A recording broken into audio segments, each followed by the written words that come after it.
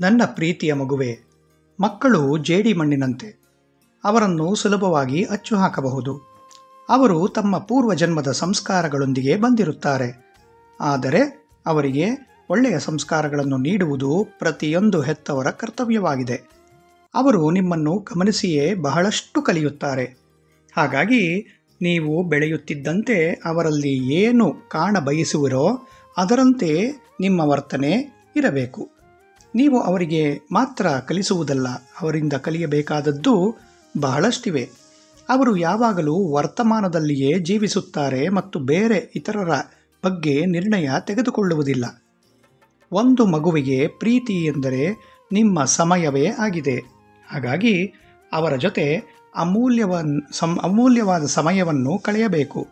ಇಂತಹ ಸಮಯದಲ್ಲಿ ಪಾಠವಾಗಲಿ, ಖರೀದಿಯ ಬಗ್ಗೆ ಆಗಲಿ ಅಥವಾ ಮೊಬೈಲ್ ಫೋನುಗಳ ಬಳಕೆ ಇರಬಾರದು. ನಿನ್ನ ಮಗುವಿಗೆ ಒಂದು ಸಣ್ಣ ಸಿಹಿಯನ್ನು ತೆಗೆದುಕೋ. ಏನೇ ಆಗಲಿ, ನಾನು ಯಾವಾಗಲೂ ನಿನ್ನ ಜೊತೆಯೇ ಇರುತ್ತೇನೆ.